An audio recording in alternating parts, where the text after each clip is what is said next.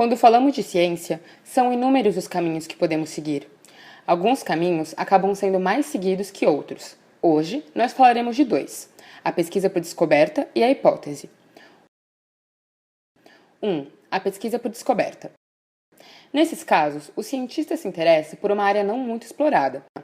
A partir daí, dá-se início a uma série de experimentos em busca de dados até que se tenha uma quantidade suficiente para a elaboração de uma hipótese e, então, uma conclusão. Esse tipo de pesquisa é mais comum do que você imagina.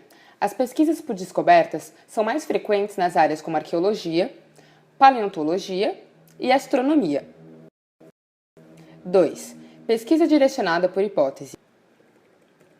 Tudo começa com uma ideia. A partir dessa ideia, o pesquisador começa a pensar em uma hipótese, se baseando em um padrão que já foi observado anteriormente.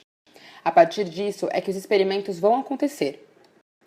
Os experimentos vão tentar provar a hipótese proposta pelo cientista. Nem sempre eles dão certo. Se o experimento não der certo de primeira, o que na verdade é muito provável, o pesquisador pode escolher entre alterar sua hipótese ou o seu experimento. E assim, cria-se um ciclo de adequação. Thomas Edison, por exemplo, criou muitos protótipos da lâmpada que falharam antes de chegar a uma versão que funcionasse. E quando perguntaram para ele como foi errar tantas vezes, ele disse: "Eu não errei 1000 vezes, eu aprendi 1000 formas de como não fazer uma lâmpada."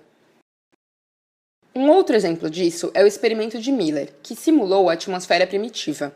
Mesmo partindo de uma área desconhecida e misteriosa, Miller formulou uma hipótese de como seria a atmosfera no início dos tempos. A partir disso, ele tentou várias e várias vezes construir um experimento que se adequasse à sua hipótese. Seu experimento teve diversas versões, antes que chegasse a uma versão final em 1952. A questão é que a ciência depende muito de investimentos. E no mundo capitalista, investimentos só vêm daqueles que possuem dinheiro.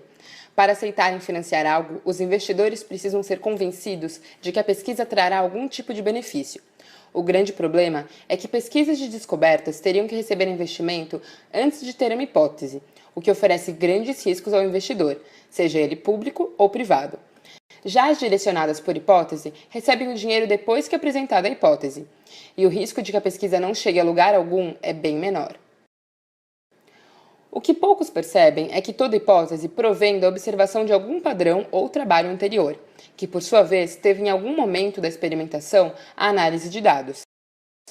Esse trabalho anterior pode não ter nada a ver com o trabalho do cientista que o lê, mas por causa de dados que já foram apresentados, o cientista vive novas experiências e só então uma hipótese é criada em cima do que já foi levantado pelos dados. É o trabalho em conjunto das descobertas e das hipóteses, que juntas movem a ciência.